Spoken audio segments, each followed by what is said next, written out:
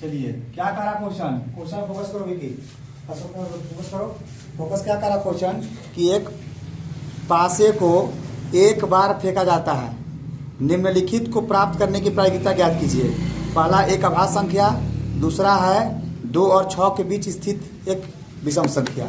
चलिए तो सबको पता है कि पासा में संख्या जो होते हैं वो होता है मेरा 1 2 3 4 5 6, यही संख्या होता है ना।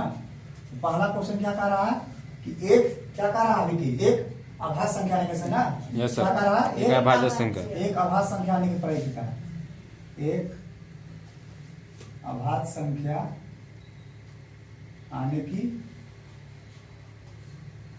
प्रायिकता क्या होगा। पहले कुल मेरा कितना है देखो तो, कुल कोसी 50 कितना 6 है मेरा, बटा में 6।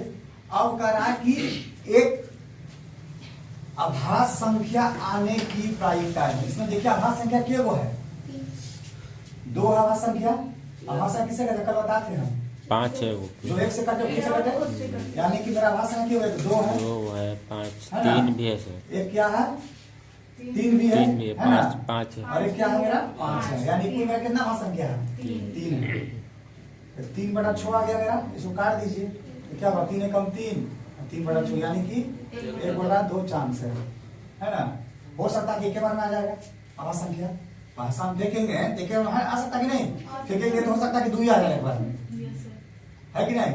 हो सकता है कि एक बार में आ जाएगा क्या, एक बार में नहीं भी आएगा, तो मेरा चांस जो है कि बार में है, एक बार फेंकेंगे तो एक बार आ सकता है, नहीं भी आ सकता है, 1 बटा 2 हो जाएगा। अगर नहीं भी काटते तो मेरे 3 बटा 2 छोड़िए, आंसर सही है, काट दीजिए कोई दिक्कत नहीं। मैथ कहता है कि कटता है तो काट दीजिए। सेकंड क्या है, सेकंड क्या पूछा था विक्की बोलो, 2 और 6 के बीच स्थित, 2 और 6 के बीच स्थित एक विषम संख्या। तो देखिए ना 2 और 6 के बीच स्थित कौन विषम संख्या है, सर बताओ तो। विषम संख्या मतलब क्या, जो 2 से ना कटे, यानी कि 3 और 5 का विषम संख्या है, तो लिख दो 2 और 6 के बीच, 2 और 6 के बीच विषम संख्या आने की प्रायिकता।